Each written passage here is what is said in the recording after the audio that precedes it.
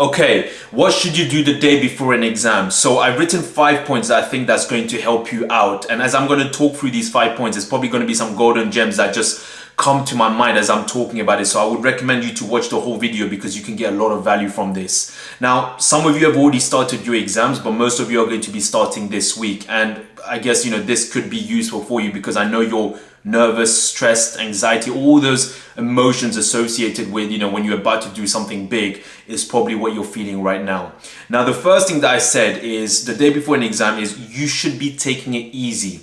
Now, what I mean by this is, most people think that, okay, the day before an exam, okay, let me try and cram as much as I can. Why? Because the exam is tomorrow and I still got to do this. How much are you going to cram? Like, you have to be honest with yourself. How much are you actually going to cram? And also, you trying to cram the day before an exam is putting a lot of stress on your brain because it's like, now some people it works. Some people can do that, but then you have to ask yourself, are you that type of person?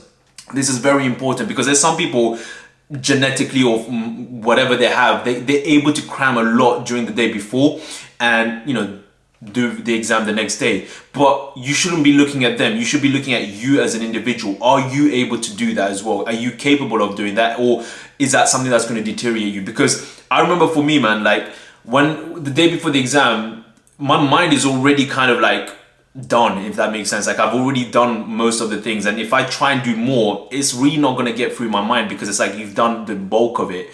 So you should not be in a position where you're trying to cram everything. And it goes even with past papers because you're probably going to be doing this because you want to still have that confidence, because right now you might be feeling a bit of low confidence because of the nervousness, the bit of the anxiety, the doubts, right? They're starting to creep in. So you feel that, okay, by me cramming things in or trying to reread my notes and do a bit of questions or exam papers is going to boost my confidence. You've already got it. It's already there. What you need to do though is addressing the problem, which is the doubts, the kind of low confidence or the kind of anxiety. That's what is causing you to do this. So you want to make sure that you don't overburn yourself, because the next day you are going to have an exam and you want to make sure that you have a lot of energy and being able to think. Your brain should be sharp and it should be fresh. So you don't want to be doing that. So that goes to my second point, which is if you want to study, or if you want to actually do something, it should be more from a perspective of looking over through your notes. So the notes that you've made, or like the formulas or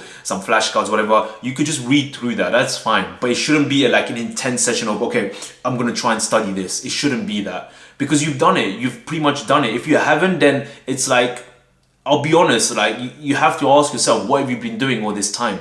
Like, I'll be real here, right? I'm not going to kind of sugarcoat it and say, don't worry, it's going to be okay. I'll be like, what have you been doing all this time? So you need to be strategic with how you do these things now, right? Because it's like you're trying to cram everything in the day before the exam. It's not going to work.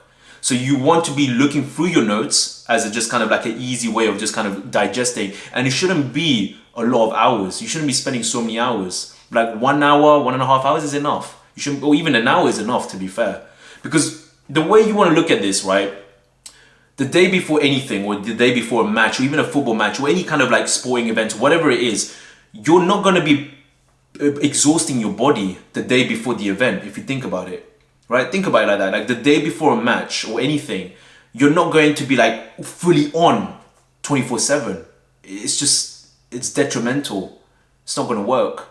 So you want to make sure that, okay, I've done everything, cool. Now I'm just going to look through my notes. Okay, I'm good. And that's fine. That's enough. You trying to study any new things or any other things is not really going to make any difference right now, if I'm honest with you, unless you're trying to cram everything, which is, I wouldn't recommend that, because that's a bit dangerous, especially if you're going to be working through the night. So I would say, like, for that second point is just look through your notes, and that's a set time, like, half an hour, 1 hour, and that's enough. You don't need to look through it anymore. That's it. Because you don't want to create more pressure. You don't want your body to be in a state of pressure and tense, because you're still in it. You need to relax. You need to let your body relax. I should take that advice actually myself as well, to be fair. But you want to be in a position where you're just relaxing. You're just kind of at peace, and you've done everything, and that's fine. That's okay. Don't be listening to other people.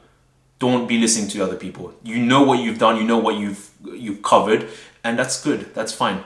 In your terms, you're good. So that's what I would say for that step. And the third step I would say is go to bed early. That's very, very important. Now, I know a lot of people do say this, but I would say from the perspective of you want your brain to wake up fresh. You don't want your brain to be like a zombie on the morning, because when your brain is not there and is not sharp, you're not able to think. You got to look at it like this, and this is why I'm going to go a bit deep here, right? If you wake up all stress and anxiety and all that, and you didn't get enough sleep, when you go to the exam, you are not going to have like the capacity to actually think so much, because now your willpower has gone down because of the anxiety, the stress and all that stuff, and also the lack of sleep. But at the same time is, you're not going to have the brain power to actually try and work out what the question is, because your focus and attention has been reduced. That's very important. A lot of people said, yeah, just get a good night's sleep. But that they keep it vague. I'm going here a bit deeper. You want a good night's sleep because you want to feel fresh here. When your brain is fresh, you are going to... You know what, this just came to my mind actually. This is so important. This is true. See, when your brain... Okay, think of it like this, right? This might make sense. I don't know, but it just came to my mind here. Think about it like this. Say, for example, you don't have much sleep and you're stress, anxiety and everything, right? And you wake up and you're going through the exam.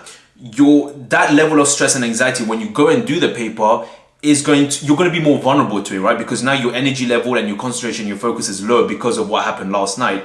Now let's reverse that and say, for example, you did get the sleep, you did, relax, you did kind of like, let me be at peace, let me do something different. And then you go and tackle the same exam paper, and yes, you do see the questions a bit like, whoa, what the heck is this? But you're going to have more energy and more concentration, more focus to tackle it, because last night's preparation has led you today, if that makes sense. Like the last minute preparation that you did, the sleep, just taking a step back, relaxing, that's giving you the energy and the focus and concentration to be able to tackle these exam questions that you're like, what the heck? Does that make sense? I don't know if I made sense there. It just came to my mind. So that's why I feel like it's so important that you want to get a good night's sleep. Now you're probably going to ask, okay, how many hours should I sleep? 8 hours is fine. But then again, I don't know you. I don't know how much hours you normally sleep every day, right? Your body clock might be different. Some people are okay with 6 hours. Some people are okay with 7 hours. Some people need 9 hours. But you don't want too much hours. You want just the optimum. And if you're struggling to find the optimum level of sleep, take an average. Look at through, last week, for example, Monday to Sunday, how many hours were you actually getting? Or, your normal weeks when you're not really studying, for example. Actually, look at this time when you're sleeping, when you're not studying. So take an average of that, and then maybe that will give you an idea of how many hours of sleep you should get. This is so I'm getting a bit pumped up, I shouldn't, but it's like, this is the practical kind of way of doing things, man. The practical way of looking at it, as opposed to like, yeah, get good night's sleep and just keeping it so vague. It's like, okay, let's go deeper a bit here. Okay, let's break this down and see how we can do this.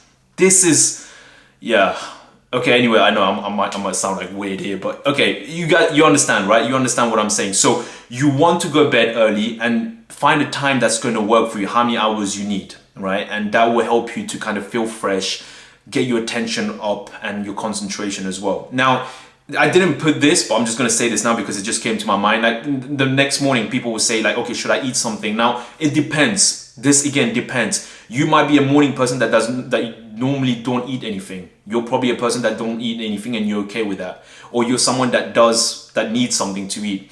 I would say from personal experience, it's good to have something because you want to have the energy. You got to remind yourself you are in a vulnerable place, in the sense that your emotions are going to be high, you're tense, you're gonna, your body's gonna be in a tense mode because you're about to go and take an exam.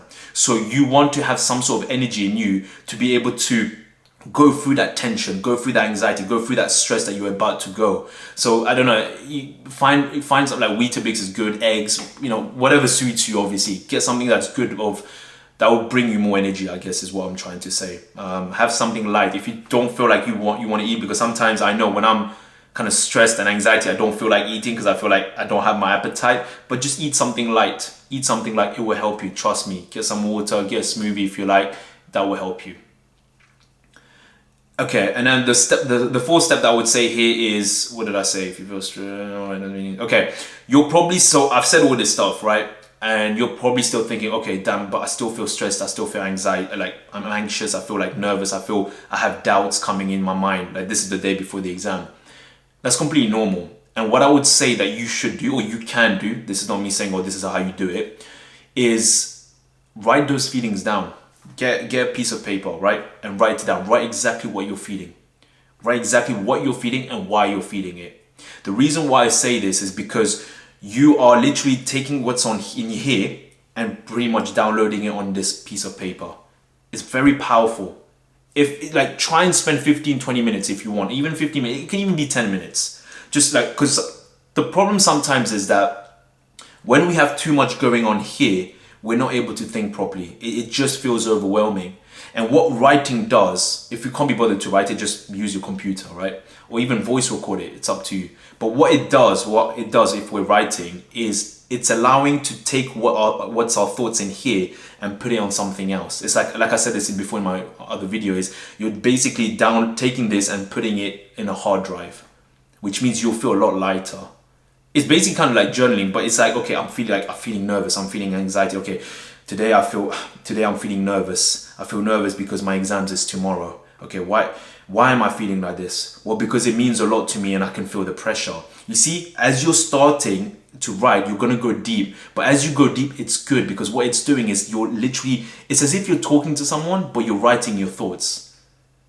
I don't know if that makes sense, but it's literally, you're kind of like, what is the word? You're kind of putting it down there, which means then once you've kind of said that, when you've written everything and you've said it there, you feel lighter. And even more powerful is when you read it again. Like, try and read it again. Like, my gosh, when you read that, you feel good. You feel real good, man. So that's a practical way that you can do. Like, if you're still feeling nervous and anxious and negative thoughts and doubts, as opposed to these people saying, don't worry, everything's gonna be okay, be positive. Like, I had some comments, man, yesterday.